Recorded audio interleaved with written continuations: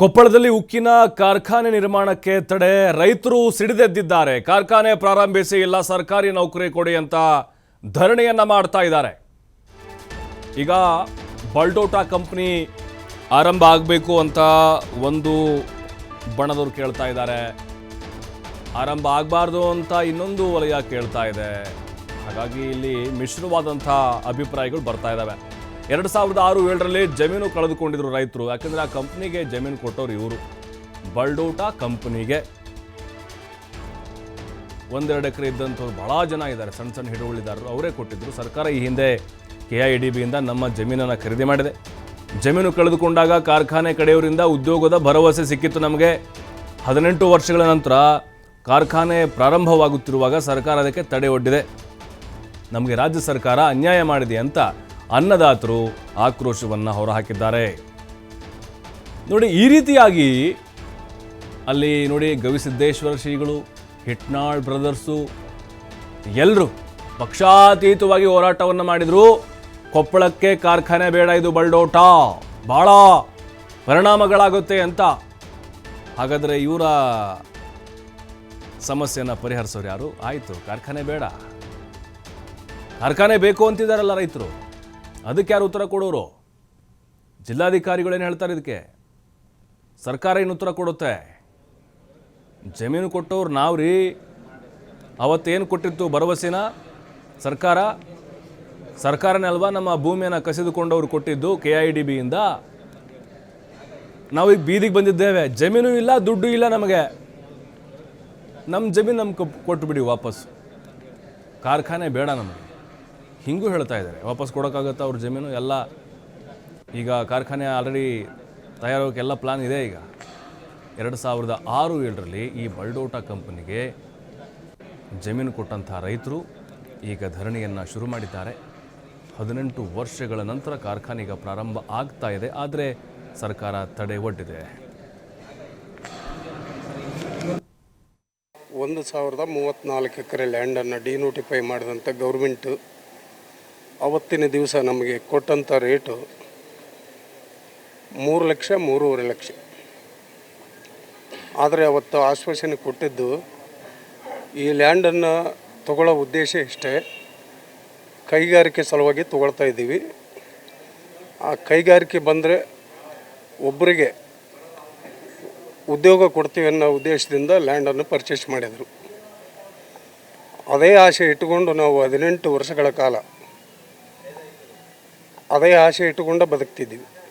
ಆದರೆ ಇವತ್ತಿನ ದಿವಸ ಕಾರ್ಖಾನೆ ಸ್ಥಾಪನೆ ಮಾಡೋಕ್ಕೆ ಪರಿಸರ ಮಾಲಿನ್ಯದವರು ವಿರೋಧ ಮಾಡ್ತಾಯಿದ್ದಾರೆ. ಅದಕ್ಕೆ ನಮ್ಮ ವಿರೋಧ ಇಲ್ಲ. ನಮ್ಮ ಅಭಿಪ್ರಾಯ, ನಮ್ಮ ಬೇಡಿಕೆ ಏನಂದ್ರೆ, ಉದ್ಯೋಗ ಕೊಡ್ತೀವಿ ಅನ್ನೋ ಉದ್ದೇಶಕ್ಕೆ ನಾವು ಲ್ಯಾಂಡ್ ಕೊಟ್ಟಿದ್ದೀವಿ. ಆದರೆ ಇವತ್ತು BSPL, MSPL ಏನು MSPL ಕಂಪ್ನಿಗೆ ಭೂಮಿಯನ್ನು ಕಳೆದುಕೊಂಡಂಥ ರೈತರು ಸುಮಾರು 2006-7ರಲ್ಲಿ ನಮ್ಮ ಭೂಮಿಯನ್ನು KIDB ಸರ್ಕಾರ ತೆಗೆದುಕೊಂಡಿರ್ತಕ್ಕಂಥದ್ದು, ಅಕ್ವಿಜಿಷನ್ ಮಾಡಿರ್ತಕ್ಕಂಥದ್ದು. ಸರಿ, ನೇರವಾಗಿ ಒಂದೇ ಒಂದು ಸಲ ನಮಗೆ ಸರ್ಕಾರದವರು KIDB ನೋಟಿಸನ್ನು ಕಳಿಸಿ ನಮಗೆ ನಮ್ಮ ಭೂಮಿಯನ್ನು ಭೂಸ್ವಾಧೀನ ಪಡಿಸ್ಕೊಂಡ್ರು ಅವತ್ತು 2006ರಲ್ಲಿ. ಅಂದಿನಿಂದ ಇಂದಿನವರೆಗೆ ಅದು ಕೋರ್ಟ್ನಲ್ಲಿ ಇತ್ತು, ವ್ಯಾಜ್ಯ ಇತ್ತು. ಇವಾಗ ಅದು ವ್ಯಾಜ್ಯ ಮುಗಿದಿದೆ, ಸುಪ್ರೀಂ ಕೋರ್ಟ್ನಲ್ಲಿ ಸರ್ಕಾರದ KIDB ಪರ ಆಗಿರ್ತಕ್ಕಂಥದ್ದು. ಅದಾದ ನಂತರ ಇವಾಗ ಅಲ್ಲಿ ವರ್ಕ್ ಪ್ರಾರಂಭವಾಗಿದೆ. ನಾವು ಅವತ್ತಿನ ದಿವಸ ಭರವಸೆಯನ್ನು ಇಟ್ಟುಕೊಂಡು ನಾವು ಭೂಮಿಯನ್ನು ಕೊಟ್ಟಿದ್ವಿ. ಏನು ನಮಗೆ ಕೆಲಸ ಸಿಗ್ತತ, ಮುಂದೆ ಅಲ್ಲಿ ನಾವು ಆ ಒಂದು ಕೆಲಸವನ್ನು ಮಾಡ್ಬೋದು, ಅಲ್ಲಿ ನೌಕರಿ ಸಿಗ್ತದ ಅನ್ನೋ ಒಂದು ಭರವಸೆ ನಮಗಿತ್ತು. ಇವಾಗ ಏನಾಗಿದೆ ಅಂತಂದರೆ, ಅಲ್ಲಿ 2006ರಿಂದ ಇಲ್ಲಿವರೆಗೆ ಅಂದರೆ 18 ವರ್ಷದವರೆಗೆ ನಾವಿಲ್ಲಿ ಕಾದಿದ್ದೇವೆ. ಅಂದು ನಮ್ಮ ಭೂಮಿಯನ್ನು ಕೈಗಾರೀಕರಣಕ್ಕೋಸ್ಕರವಾಗಿ ತೆಗೆದುಕೊಳ್ತೀವಿ ಅಂತಂದು ಹೇಳ್ಬಿಟ್ಟು ತೆಗೆದುಕೊಂಡ್ರು, ಸ್ವಾಧೀನ ಮಾಡಿಕೊಂಡ್ರು. ಇವತ್ತು ಏನು ಹೇಳ್ತಾ ಇದ್ದಾರೆ, ಮೊನ್ನೆ ಮುಖ್ಯಮಂತ್ರಿಗಳ ಒಂದು ಮೌಖಿಕ ಆದೇಶವನ್ನು ನಾವು ಮಾಧ್ಯಮದಲ್ಲಿ ನೋಡಿದ್ವಿ. ಅದರಲ್ಲಿ ಈಗ ಸ್ಥಳೀಯವಾಗಿ ಅದನ್ನು ಸದ್ಯದಲ್ಲಿ ಅದನ್ನು ಸ್ಥಾಪನೆ. ಮತ್ತಷ್ಟು ಮಾಹಿತಿ ನಾಗರಾಜ್ ನೀಡ್ತಾರೆ. ನಾಗರಾಜ್, ನೋಡ್ತಾ ಇದ್ದೀವಿ ಬಲ್ಡೋಟಾ ಕಂಪನಿ ಬೇಡ ಅಂತ ಪಕ್ಷಾತೀತವಾಗಿ ವಿರೋಧ ಮಾಡಿ ಹೋರಾಟವನ್ನು ಮಾಡಿದಂಥವ್ರು ನೋಡಿದ್ದೀವಿ. ಆದರೆ ಈಗ ರೈತರು, ಭೂಮಿ ಕಳೆದುಕೊಂಡವರು ಕಾರ್ಖಾನೆ ಬೇಕು ಅಂತ ಹೇಳಿದ್ದಾರೆ. ಹಾಗಾಗಿ ಈಗ ಮಿಶ್ರವಾದಂಥ ಅಭಿಪ್ರಾಯಗಳು ಬರ್ತಾ ಇದೆ. ಒಂಥರ ಇಕ್ಕಟ್ಟಿನ ಪರಿಸ್ಥಿತಿ ಅಂತ ಹೇಳ್ಬೋದಾ ಇದೆಲ್ಲ? ನಿಜವಾಗ್ಲು ಪ್ರಭು, ಏನಂತಂದ್ರೆ ಕೊಪ್ಪಳ ಜಿಲ್ಲೆಯ ಕೊಪ್ಪಳ ಜಿಲ್ಲೆ ಬಳಿ ಇರುವಂತಹ ಬಲ್ಡೋಟ ಕಾರ್ಖಾನೆ ಒಂದು ವಿಸ್ತರಣೆ ಹೊತ್ತು ನಡೀತಾ ಇದೆ. ವಿಸ್ತರಣೆ ಕಾರ್ಖಾನೆ ವಿರೋಧಿಸಿ ಪಕ್ಷಾತೀತವಾಗಿ ಸ್ವತಃ ಗವಿಸಿದ್ದೇಶ್ವರ ಮಹಾಸ್ವಾಮಿಗಳು ಈ ಕಾರ್ಖಾನೆ ಬೇಡ, ಕಾರ್ಖಾನೆ ಬರೋದು ಅಂದ್ರೆ ಈ ಒಂದೊಂದೇ ಕಾರ್ಖಾನೆ ಅಲ್ಲ, ಈ ಕೊಪ್ಪಳ ಜಿಲ್ಲೆಯಲ್ಲಿ ಏನು ಬಹಳಷ್ಟು ಕಾರ್ಖಾನೆ ಬರ್ತವೆ, ಕಾರ್ಖಾನೆ ಬರೋದು ಬೇಡ, ಕಾರ್ಖಾನೆ ಬಂದ್ರೆ ಅದರಿಂದ ಧೂಳಿನಿಂದ ಮತ್ತು ವಾಯುಮಾಲಿನ್ಯದಿಂದ ನಮಗೆಲ್ಲ ಸಮಸ್ಯೆ ಆಗುತ್ತೆ ಅಂತ ಹೇಳ್ಕೊಂಡಿರ್ತದೆ. ಅದ್ರ ಜೊತೆಗೆ ಸ್ವತಃ ಏನಂತಂದ್ರೆ ಈ ಬಲ್ಡೋಟ ಕಾರ್ಖಾನೆಗೆ ಜಮೀನು ನೀಡಿದಂತ ಈಗ ನೂರಾರು ರೈತರು ಇದೀಗ ಏನಂದ್ರೆ ಜಿಲ್ಲಾಧಿಕಾರಿಗಳ ಮೊರೆ ಹೋಗಿರುತ್ತದೆ. ನಮಗೆ ಕಾರ್ಖಾನೆಯನ್ನ ಪ್ರಾರಂಭಿಸಿ ಇಲ್ಲವಾದಲ್ಲಿ ನಮಗೆ ಸರ್ಕಾರಿ ನೌಕರಿ ಕೊಡಿ. ಯಾಕೆಂತಂದ್ರೆ 18 ವರ್ಷಗಳ ಹಿಂದೆ ನಮ್ಮ ಬಲ್ಡೋಟ ಕಾರ್ಖಾನೆ ನಿರ್ಮಾಣ ಸಲುವಾಗಿ ಸರ್ಕಾರಿಯ ಸಂಸ್ಥೆಯಾದಂತ KIADB ವತಿಯಿಂದ ಸರ್ಕಾರ ಸ್ವತಃ ಏನಂತಂದ್ರೆ ನಮ್ಮಿಂದ ಜಮೀನನ್ನ ಖರೀದಿ ಮಾಡಿತ್ತು. ಜಮೀನನ್ನು ಖರೀದಿ ಮಾಡಿ ಕಾರ್ಖಾನೆಗೆ ಹಸ್ತಾಂತರ ಮಾಡಿದೆ. ಈ ಕಾರ್ಖಾನೆಯವರು ಏನಂದ್ರೆ ಇಲ್ಲ, ನಾವು ಕಾರ್ಖಾನೆ ಸ್ಥಾಪನೆ ಮಾಡ್ತೀವಿ, ನಿಮ್ಗೆ ಪ್ರತಿಯೊಬ್ಬ ರೈತರ ಕುಟುಂಬಕ್ಕೆ ಸರ್ಕಾರಿ ನೌಕರಿ ಕೊಡ್ತೀವಿ ಅಂತ ಹೇಳಿ ಭರವಸೆ ಕೊಟ್ಟಿತ್ತು. ಆದ್ರೆ 18 ವರ್ಷಗಳ ಕಾಲ ಇದೇ ವ್ಯಾಜ್ಯ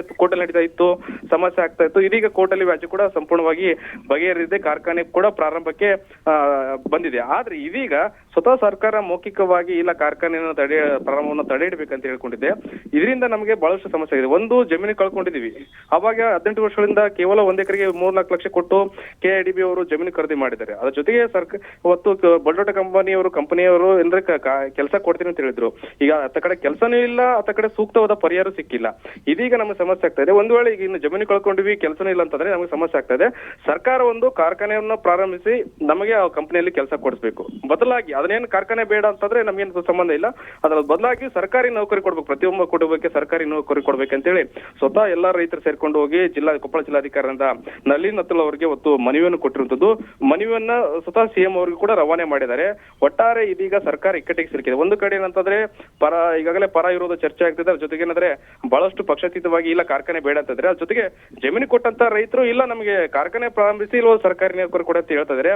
ಈಗ ಏನ್ ಮಾಡ್ಬೇಕು ಅಂತೇಳಿ ಕೂಡ ಸರ್ಕಾರಕ್ಕೆ ತಲೆನೋವಿರುತ್ತು. ಒಟ್ಟಾರೆ ಇರ್ತಾರೆ, ಪರ ವಿರೋಧ ಚರ್ಚೆ ಆಗ್ತಾ ಇದೆ. ಇದು ಯಾವ ಹಂತಕ್ಕೆ ತಲುಪುತ್ತೆ ಕಾದು ನೋಡ್ಬೇಕಾಗಿರುತ್ತದೆ. ಪ್ರಭು, ಥ್ಯಾಂಕ್ ಯು ನಾಗರಾಜ್ ತಮ್ಮೆಲ್ಲ ಮಾಹಿತಿಗಾಗಿ.